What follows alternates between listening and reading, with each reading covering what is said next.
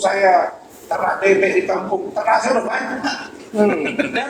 Dan saya memang orang kampung, bukan kayak kau nggak ngaku orang kampung, cuma saya tidak kampungan. Jadi Rizka, insya Allah bulan 11 masuk spesialis. Dan jurnal 2 kali lolos tingkat internasional dan pemaparan. Baru saja kembali dari Bali 2 hari yang lalu. Itu biaya semua gak ada urusan sama kita. Tanggung semua. Karena aku malu. Dokter Anggi tanggal 10 ke Bangkok. Juga hal yang sama. Nah jadi kalau prestasi apa, nggak tahu siapa prestasi anakmu. Ngomong anakmu misalnya kerja sama si Anu, apakah saya dengar tuh?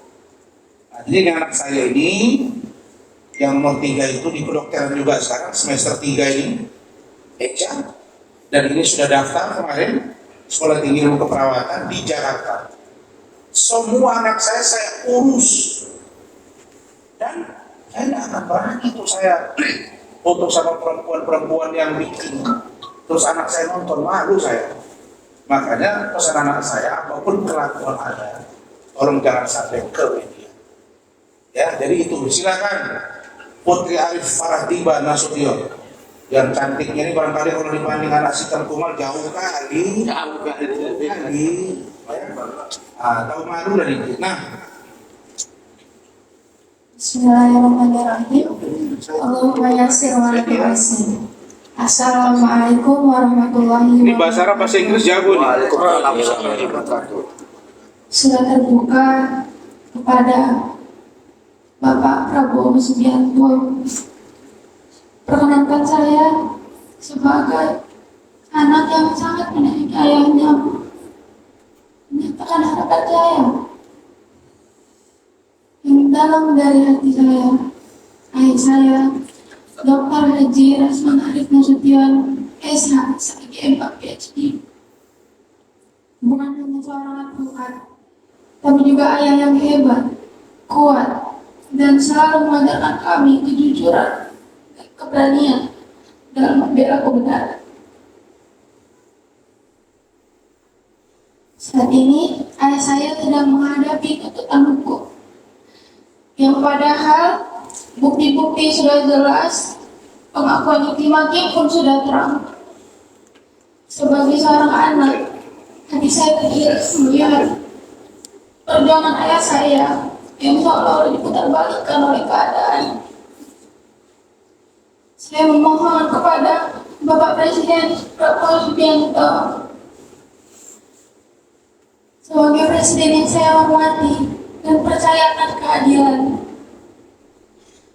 agar hukum di dunia ini tetap tegak lurus. Saya percaya bahwa keadilan bukan hanya untuk orang yang lebih kuat dan lebih berkuasa, tapi bukti-bukti yang membenarkan ayah saya tidak dilampirkan oleh pihak kepolisian hingga ayah saya tersangka dan terdakwa sampai sekarang.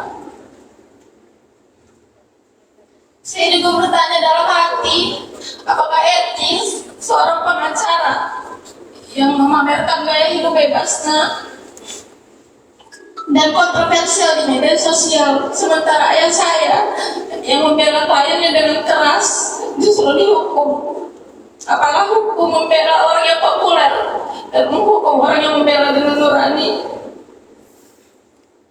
Saya juga memohon kepada Ibu Majelis Hakim agar terbuka hatinya melihat dengan jernih dan adil.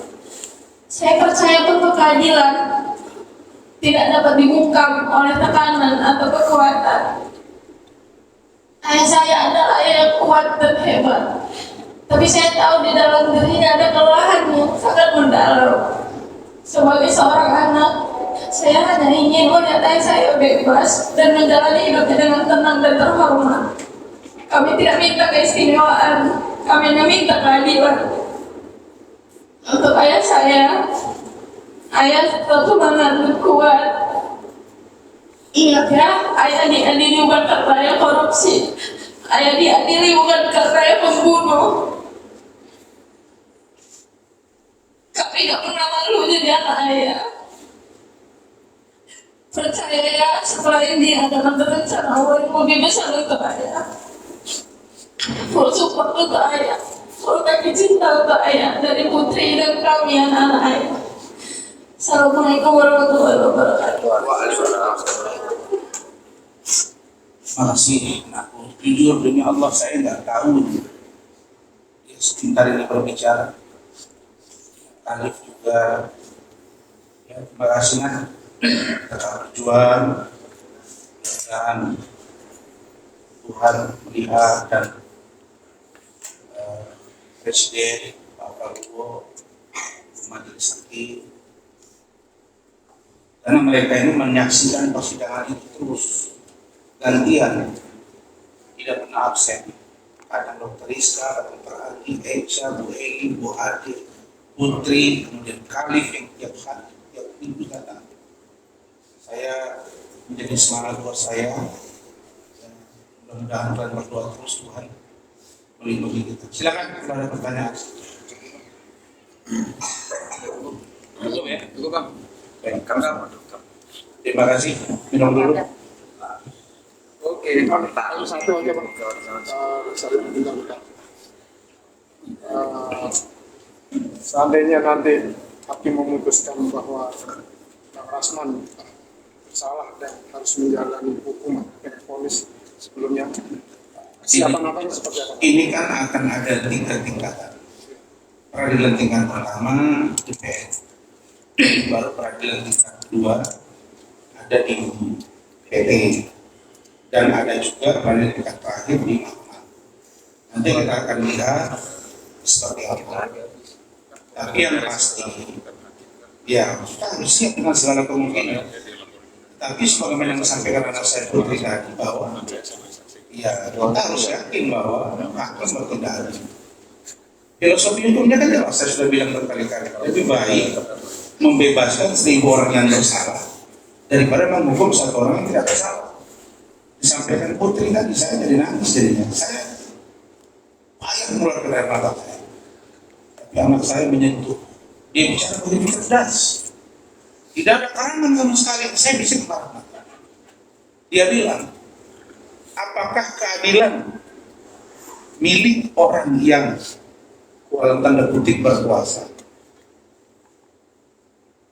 Apakah keadilan milik orang yang berkuasa? Apakah ayah saya yang berani bersuara keras menegakkan kebenaran untuk membantu kliennya harus dihukum? Apakah fakta yang sudah dibuka di persidangan tetap membuat kita buta? Padahal mata untuk menyaksikan, hati untuk merasakan, dan telinga untuk mendengar. Apakah terbutakan dengan itu semua? Maka saya akan lihat tuntutan seperti apa, putusan seperti apa. Saya tidak bisa berasal.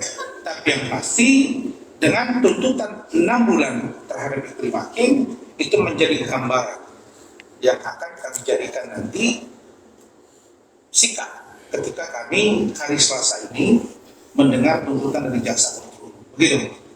Oke. Terima kasih. Ini Iya. kan kemarin kan Om sempat mengatakan bahwa Opung Hotman. Iya kan dia sudah punya cucu kan? ya, Opung ya? ya, Kita panggil Opung aja ya. dia kan Ya gimana Opung? dia kan mengatakan bahwa soal perihal tentang hakim yang dimutasi itu Ya. adalah haknya dia untuk meminta supaya dia tetap minta keadilan untuk kasus ini. Dia menanggapinya Iya, kami juga sudah mengajukan surat juga pergantian, tapi hak kami kok nggak didengar. Kok hak dia yang didengar ya? Kita udah banyak surat loh, Mas. Ya kan? Ke KAY, ke Bawas, dan surat itu udah kelihatan dari peradilan hukum. Sudahlah, kalau saya melihat begini, kalau hukum sudah tidak bisa ditegakkan di negara ini, mau jadi apa? Ya. Jadi kalau bagi saya, Hotman ini kan saya kan lihat kan saya dalam seminggu ini tidak begitu banyak berkomentar. Saya amati dia. Ini orang ya, sudah saya bilang kayaknya nggak ada musuh dia lagi di dunia ini. Kecuali Rasman. Dan kebodohan demi kebodohan itu ditampilkan kalau kami mau berantem hanya gara-gara seorang perempuan. Dan bahasa saya selalu saya katakan ini urusan apem. Urusan lapis legit. urusan sepetak sawah yang digarap oleh orang lain.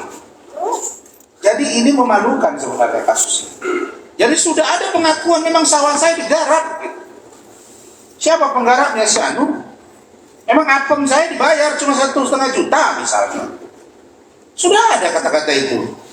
Masa saya nggak tahu apa-apa nih, nggak nikmati apemnya, nggak beli juga apemnya, nggak ikut garap sawahnya.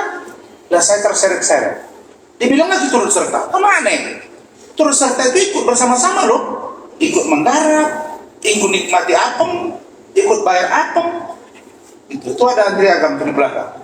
Tim saya baru datang. Itu. Jadi bagi saya, ya mungkin dia mengira bahwa saya takut menghadapi sesuatu. Waduh, Allah yang Maha Kaya. Nauzubillah min dzalik. Tapi kalau sudah datang di hadapan mata, kita masih hadapi. Lebih pahit dari situ pun saya hadapi, apalagi ya, hidup saya sudah letih, sudah capek karena saya memang orang berasal dari bawah.